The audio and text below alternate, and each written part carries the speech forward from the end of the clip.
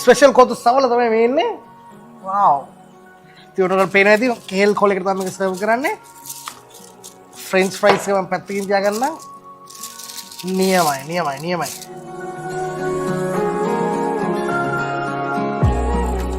Super. ඔන්න හොඳට cheese නාවපු කොත්තුවක් මේක. මේ මොනවද මේ? මේකටම තියෙනවද? සර්ප්‍රයිස් ගොඩක් තියෙන කොත්තුවක් තමයි මේක. ඉතින් ලොකු මොහිතෝ ජග්ගයක් ලැබෙනවා, ෆ්‍රෙන්ච් ෆ්‍රයිස්, මෙක්සිකන් මේ හැම දෙම නියමයි.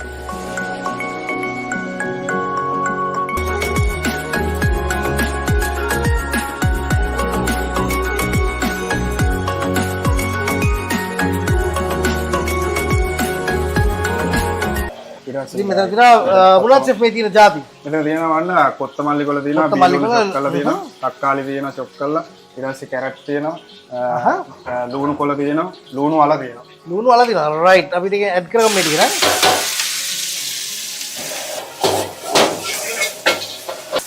මොකද සෙෆ් මේක සාමාන්‍ය මේ 4 දිනකට 5 දිනකට වගේ දෙන්නේ. බන්න මේක 4 දිනකට විතර 5 දිනකට උඩරිම හොඳටම බලුවා. හොඳට කරනවා 4 දිනකට. අනිවාර්යයෙන්ම. මේ පොඩ හොඳට සෝඩ කරගන්න ඕන බන්න. අයිටම් එක. ඊට පස්සේ අපි මේකට එකතු කරනවා ඔයිස්ටර්.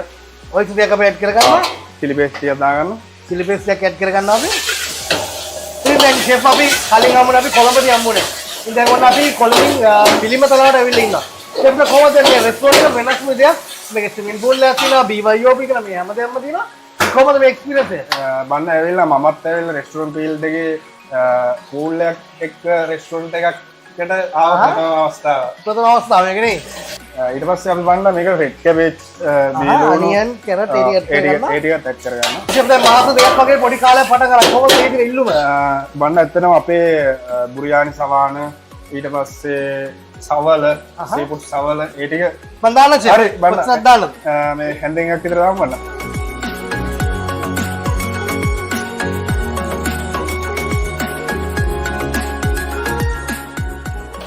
ඉතින් ෂෙෆ් සමීරගේ සීක්‍රට් රෙසිපි වල තමයි මේ හැමදේම හැදෙන්නේ.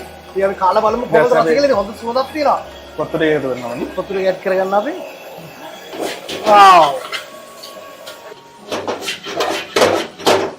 දැන් ෂෙෆ් මේකේ මේ නාසි තන්දුරි ඔක්කොම ෆ්ලේවර්ස් තියෙන කොත්තුවක් මේක. අනිවාර්යයෙන්ම. හොඳ සුවඳක් එනවා දැන් කොත්තු එකේ. ස්පයිසි ලුක් එකක් තියෙනවා මේකේ.